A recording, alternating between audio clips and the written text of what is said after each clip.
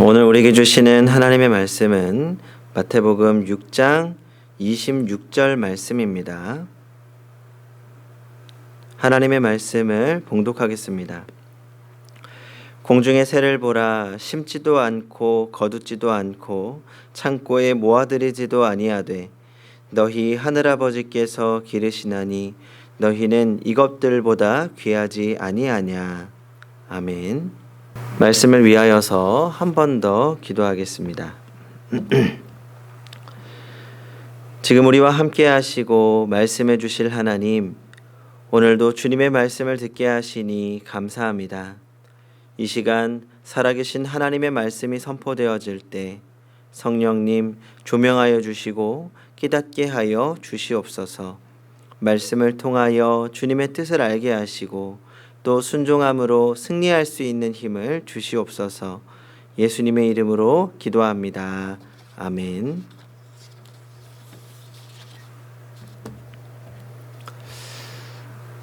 최근에 여러 목사님들과 이야기를 자주 나누고 있습니다. 교회적으로 어려운 상황 속에서 어떻게 극복해야 할지를 함께 기도하고 고민하는 시간들입니다. 하지만 안타깝게도 이야기를 나누어 보아도 어떤 뚜렷한 극복 방안을 생각해내는 것이 아니라 그저 현재 교회가 겪고 있는 여러 가지 어려움들에 대해서 더 많은 이야기를 하게 됩니다. 특히 이번 시간을 통해서 뿌리 깊은 신앙인과 그렇지 못한 신앙인들이 구별되는 것 같습니다. 어려운 상황 속에서 이것을 하나의 기회로 삼아 신앙의 성숙을 이루어가는 성도들이 있는가 하면 시험에 들고 신앙을 잃어버리고 교회를 떠나는 분들도 있습니다.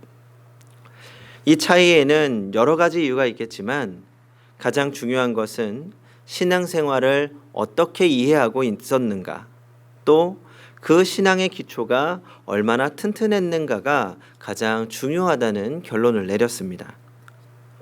그래서 우리의 신앙의 기초를 다시 점검하면서 기초를 바로 세워야 할 필요가 있다고 생각했습니다. 그리고 제일 먼저 하나님에 대해, 우리가 믿는 하나님에 대해 이해하는 것이 중요하다는 생각이 들었습니다. 하나님을 믿지 않는 것보다 더 잘못된 것은 하나님을 그릇되게 믿는 것입니다. 하나님의 존재를 부정하는 사람이라면 그에게 하나님의 존재를 증명하고 가르쳐주면 됩니다. 하지만 하나님을 인정하되 그 하나님을 그릇되게 알고 있는 사람에게 바른 하나님의 모습을 가르쳐주는 것이란 참 어려운 일입니다. 이런 것은 무신론자보다 이단에게 전도하는 것이 어려운 점에서 잘 알 수 있습니다. 그런데 불행하게도 우리 주변에 있는 사람들 중에는 이런 그릇된 하나님의 의식을 가지고 하나님에 대해서 잘못된 지식을 가지고 하나님을 믿는 사람들을 적지 않게 보게 됩니다. 이단이 아니라 교회 안에서도 자기 생각 안에 갇혀 계신 하나님으로 이해하는 것입니다. 요즘은 특히 조심해야 될 분들이 있습니다. 제가 유튜브를 보다가 깜짝 놀란 일들이 있습니다. 영해라고 하죠. 성경을 영적으로 해석한다는 것입니다.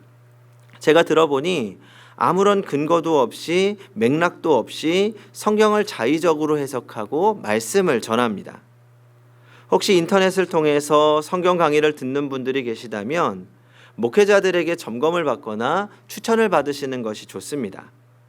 성도 여러분, 성경이 말씀하고 있는 하나님을 믿어야 합니다. 내가 만들어 놓고 내가 이해하고 내가 수용할 수 있는 하나님을 믿어서는 안 됩니다. 그래서 우리는 말씀을 더욱 가까이 해야 합니다. 말씀 속에 살아계신 하나님을 만나야 합니다. 먼저 성경은 그분의 이름을 여호와라고 말씀하고 있습니다. 좀 더 히브리어에 가까운 발음을 하면 야훼라고 합니다. 이 뜻은 스스로 계신 분, 지존자라는 뜻입니다. 하나님은 창조주이시며 절대자이십니다. 우리는 피조물이고 상대적인 존재입니다. 그러므로 우리가 수고하고 노력해서는 하나님을 알 수 없습니다. 우리가 하나님을 알 수 있는 유일한 길이 있다면 그것은 하나님이 스스로를 우리에게 보여주시고 스스로를 우리에게 설명해 주실 때만 가능합니다. 그러므로 우리는 하나님이 자신을 어떻게 설명하고 어떻게 말씀하고 계시는가에 대해서 귀를 기울여야 합니다. 그 유일한 증거가 바로 성경인 것입니다. 그리고 우리가 하나님을 가장 정확하게 알 수 있는 방법은 성경에 나타난 예수 그리스도를 아는 것입니다. 예수님은 삼위일체 하나님이시기 때문입니다. 예수님께서도 나를 보는 자는 아버지를 보는 것과 같다고 말씀하셨습니다.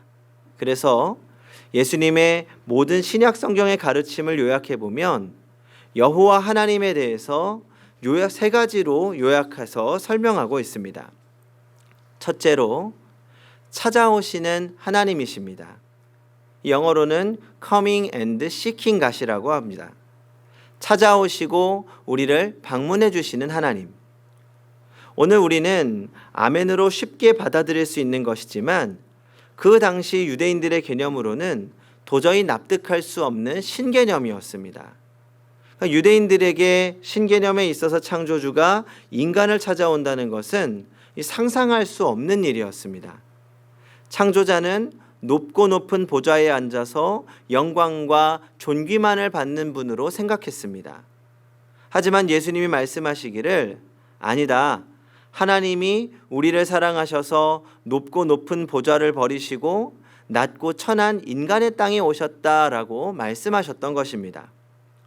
이 당시 유대인들에게는 절대 받아들일 수 없는 내용이었습니다.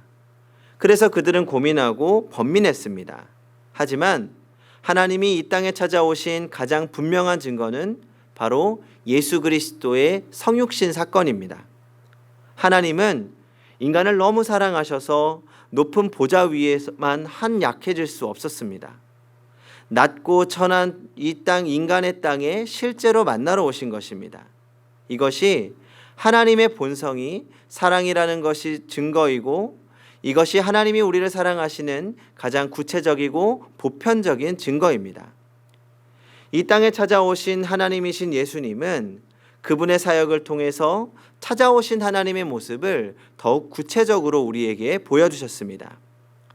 당시의 사람들은 죄인이라고 상종도 하지 않는 사람들에게 예수님이 찾아가셔서 말을 거시고 하나님 나라의 복음을 증거하셨습니다. 그분은 세리 삭개오를 향해서 먼저 말을 거셨고 또 삭개오가 초청하기 전에 그 집을 방문하겠다고 선언하셨습니다. 예수님은 사마리아 수가성에 살고 있는 한 음란한 여인을 찾아가셨을 뿐만 아니라 그 여인의 부도덕한 행동에도 불구하고 예수님께서 그를 찾아가 말씀하시고 천국의 복음을 증거하셨습니다. 또 예수님께서는 밤이 맞도록 고기를 잡았지만 한 마리의 고기를 잡지 못하고 실망과 좌절과 낙심 속에 있는 베드로를 찾아가셔서 그 배 위에서 말씀을 증거하셨습니다. 성경은 곳곳에서 하나님의 찾아오심을 증거하고 있습니다.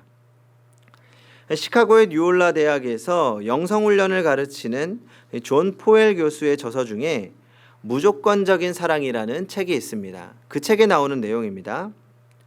톰이란 학생이 붉게 물든 머리에 찢어진 청바지 차림으로 영성훈련에 참석했습니다.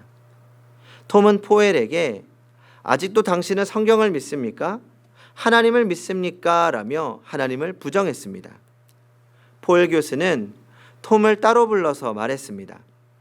나는 그래도 너보다 인생을 조금 더 많이 산 사람이다. 그러니 한번 내 말을 믿고 예수를 한번 믿어보아라. 하지만 톰은 예수를 만나지도 않을 뿐만 아니라 찾지도 않겠다고 강하게 말했습니다. 그때 포엘 박사가 유명한 말을 합니다. 네가 예수님을 찾지 않으면 예수님이 너를 찾을 것이다. 그리고 4년이 지난 뒤에 톰은 초췌한 모습으로 졸업생 특별 강좌에 참여하게 되었습니다. 그때는 붉은 머리가 아니라 정장 차림으로 말끔하게 한 모습으로 포엘 교수를 찾아와서 이렇게 말했습니다. 교수님, 저는 폐암 말기 환자입니다. 수술도 할 수 없어 곧 죽게 됩니다. 교수님을 찾아온 이유가 있습니다. 더 살 수만 있다면 제가 만난 예수를 전하고 싶습니다. 그러니 제 대신 강의 때마다 학생들이 예수를 만나도록 말해 주십시오. 포엘 교수는 지금 죽기에 원통하지 않느냐고 물었습니다. 그러자 톰이 말했습니다. 아니요. 폐암에 걸려 예수를 만나지 못했다면 지금도 죄악에 빠져 살았을 것입니다. 예수님을 만난 기쁨과 행복도 맛볼 수 없었을 것입니다. 그러나 지금은 생명을 잃는다 해도 구원의 확신과 영생이 저에게 훨씬 더 귀합니다. 그 후로 포엘 박사는 지금 특별 강좌를 할 때마다 톰의 이야기를 전하며 예수를 소개하고 있습니다. 여러분이 예수를 찾지 않으면 반드시 예수님께서 여러분들을 찾으실 것입니다. 성도 여러분, 하나님은 오늘도 우리를 찾아오십니다. 우리가 실패하고 우리가 좌절하고 우리가 낙심할지라도 그분은 우리를 찾아오십니다. 세상 사람들은 성공한 사람들을 찾아갑니다. 권력을 가진 사람들을 찾아갑니다. 어떤 권세 있는 사람 한 번 만나기를 소원합니다. 하지만 우리 하나님 아버지는 우리가 낙심과 좌절과 실망과 아픔 가운데 있을 때 그때 우리를 찾아오시는 사랑의 하나님이십니다. 이 시간에도 주님이 우리를 찾아오셨기에 우리가 그 주님을 만날 수 있는 줄 압니다. 우리가 그분을 먼저 사랑한 것이 아니고 우리가 그분을 먼저 만난 것이 아니고 그분이 나를 먼저 사랑하시고 그분이 나를 먼저 찾아오셔서 내 마음의 문을 두드리고 계십니다. 두 번째로 하나님은 우리의 아버지이십니다. 아버지 하나님, 세상의 어떤 종교 개념에도 맞지 않는 개념입니다. 그들이 믿고 섬기는 신을 아버지로 부르는 것은 그 당시에 어떤 종교도 상상하지 못하는 개념이었습니다. 하지만 예수님께서는 하나님을 우리의 아버지로 표현하셨습니다. 가장 충격적이고 가장 혁명적인 방법으로 보여주신 하나님의 모습입니다. 사실 예수님이 하나님을 아버지로 소개했기 때문에 예수님이 바리새인들에게 더 많은 미움을 받았던 것입니다. 당시 이스라엘 사람들은 하나님의 이름을 감히 부르지도 못했습니다. 야훼라는 이름을 감히 입에 담을 수 없어서 그 야훼라는 이름의 모음만 따서 아도나이라고 불렀습니다. 그들에게 하나님은 두려운 존재고 공포의 존재이지 아버지일 수 없었습니다. 하지만 예수님이 이 땅에 오심으로 하나님이 우리에게 아버지 되심을 말씀으로 선포하셨습니다. 아버지의 재산을 가지고 먼 나라로 떠났던 그 죄악된 그 아들에 대해서도 그 재물을 그리워하는 것이 아니라 그 재물이 어찌 되었는지를 염려하는 것이 아니라 오직 그 아들의 안위만을 염려하는 사랑의 아버지의 모습을 증거하신 것입니다. 성도 여러분, 오늘 우리가 하나님 앞에 나올 수 있는 근거가 있다면 그것은 하나님이 우리의 아버지 되시기 때문입니다. 하나님이 우리의 아버지 되시기 때문에 우리의 죄악된 모습과 우리의 허물을 가지고도 주님 앞에 나아갈 수 있는 것입니다. 내 부족함을 가지고도 나아갈 수 있는 이유, 나의 잘못을 가지고도 나아갈 수 있는 이유, 그것은 그분이 나의 아버지이시기 때문입니다. 지난 4월 14일 약 한 달 전쯤인데요. 경남 통영경찰서 광도지구대에 이상한 신고가 들어왔습니다. 어느 치매 걸린 할머니가 자꾸 내 승용차 손잡이에 돈과 간식거리를 매달아 두고 간다는 내용이었습니다. 경찰이 출동해서 차량이 주차되어 있었던 이 통영시 명정동 서피랑 마을 인근 CCTV를 조사해 보니까 어떤 꾸부저방한 할머니가 그 승용차에 다가와서 손잡이에 꼬깃꼬깃 접은 5만 원권 지폐와 비닐봉지로 싼 과자와 떡을 매달아 두고 가는 것이었습니다. 승용차 주인에 따르면 지난 2월부터 무려 5번이나 그렇게 두고 갔다는 것입니다. 그래서 경찰이 조사에 나섰습니다. 결국 범인을 찾아냈는데 이 마을에 혼자 사는 86세 치매 할머니였습니다. 그런데 이상한 일입니다. 왜 이 치매 걸린 할머니가 그 차에 계속 돈과 간식을 매달아 두고 간 걸까요? 알고 보니 그 승용차 색깔이 빨간색이었습니다. 자기 아들 차 색깔이 빨간색이어서 이 아들 차로 착각을 한 겁니다. 치매에 걸렸어도 아들에 대한 기억만은 똑똑히 남아있던 할머니는 이 어려운 형편으로 아들의 공부를 제대로 시키지 못한 게 미안해서 아들이 타는 빨간색 승용차가 보일 때마다 쌈짓돈과 간식을 몰래 남기고 간 것입니다. 몇 년 전까지 어머니 집 근처에 살던 아들은 이 현재 개인적인 이유로 타지에 머무르는 것으로 확인됐고, 이 경찰은 할머니에게 자초지종을 설명한 뒤에 할머니가 5차례 걸쳐 두고 갔던 돈 21만 원을 돌려주었다고 합니다. 나이 86세가 되어서 치매가 와도 아들에 대한 사랑을 잊지 못하는 것이 어머니의 마음, 아버지의 마음입니다. 우리에게는 그런 하나님의 사랑이 있습니다. 오늘 이 시간 우리가 살 수 있는 이유도, 오늘 이 시간 감히 하나님을 아버지라고 부를 수 있는 이유도 내가 죄가 없기 때문도 아니고 내가 노력하기 때문이 아닙니다. 하나님께서 나를 사랑하셨고 나를 자녀 삼아 주셨고 우리가 예수의 보혈로 그분의 자녀가 되었기 때문입니다. 우리의 아버지 되시는 그 하나님의 사랑을 오늘 우리가 경험하면서 살아가야 합니다. 세 번째로, 심판하시는 하나님이십니다. 이 지금까지 따뜻한 하나님을 증거했는데 갑자기 무서운 하나님이 등장합니다.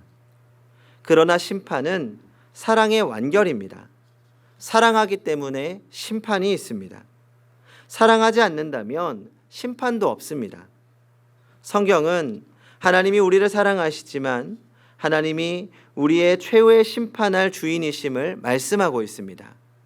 성경은 하나님이 우리에게 생명을 주신 것처럼 우리의 생명을 거두고 우리 인생을 심판하실 것을 말씀하고 있습니다. 마태복음 11장 20절에는 예수님께서 고라신을 향하여 저주하신 말씀이 기록되어 있습니다. 하나님의 말씀을 선포하였건만 그들이 듣고 회개하지 않은 것에 대해서 저주의 말씀을 퍼부으시면서 심판의 하나님을 만나게 될 것을 말씀하고 있습니다. 또 예수님께서는 열 처녀의 비유를 통해서 세상의 종말의 비유를 통하여 최후에 우리가 만나게 될 하나님이 심판의 하나님이심을 말씀하고 있습니다. 지금은 마지막 때입니다. 아니, 늘 마지막 때였습니다. 그러므로 우리는 날마다 마지막 때라고 생각하며 살아야 합니다. 우리는 항상 내 자신을 돌아보며 두렵고 떨리는 마음으로 하나님을 경외하고 섬겨야 합니다. 날마다 경건한 마음으로 하나님 앞에서 자신을 돌아보아야 합니다. 나의 삶 중에 자비와 사랑의 하나님을 만나지만 내 인생의 마지막에 만나는 하나님은 심판의 하나님이실 것이기 때문입니다. 오늘 본문의 말씀은 예수님께서 산상에서 가르치신 산상수훈의 일부입니다. 본문에서 예수님이 말씀하시기를 공중의 새를 보라, 심지도 않고 거두지도 않고 창고에 모아들이지도 아니하되 너희 하늘 아버지께서 기르시나니 너희는 이것들보다 귀하지 아니하냐라고 말씀하고 있습니다. 이 얼마나 귀하고 아름다운 고백입니까? 우리에게는 하늘 아버지가 있습니다. 우리에게는 찾아오시는 주님이 있고 마지막에 그 사랑을 결산하시는 주님이 있습니다. 이것은 우리의 인생에 가장 아름답고 귀한 일입니다. 우리 인생에 그 하나님을 모시고 섬기는 것보다 더 우선되는 일이 어디 있겠습니까?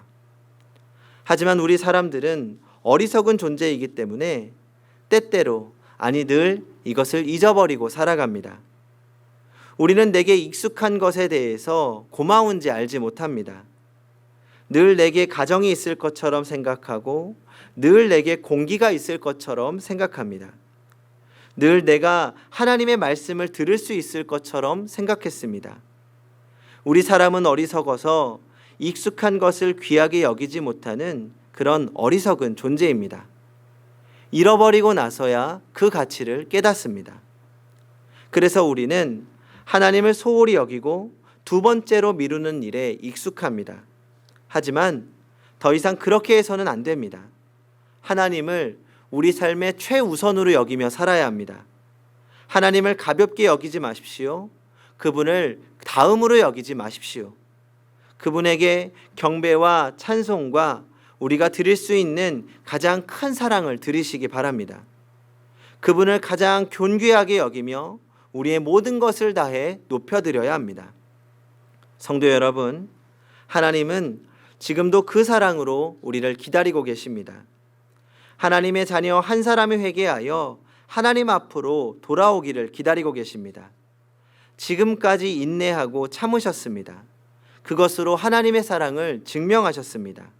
이제는 우리가 응답할 차례입니다. 하나님께 돌아갑시다. 하나님을 내 삶의 중심에 모시고 그분만을 찬양합시다. 그분을 위해서 살아가야 합니다. 더 이상 망설이지 말고 주님께 우리의 전부를 드려야 합니다.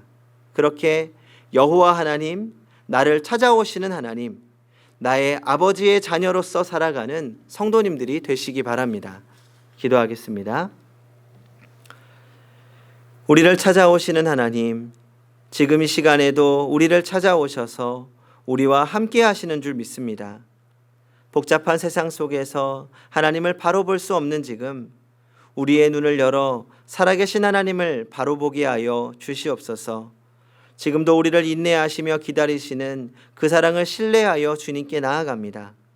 주님의 부르심에 응답하여 주님을 섬기며 주를 위해 살게 하여 주시옵소서. 하루하루 주의 자녀로 살 수 있는 은혜를 주시옵소서. 날마다 주님과 동행하게 하여 주시옵소서. 예수님의 이름으로 기도합니다. 아멘.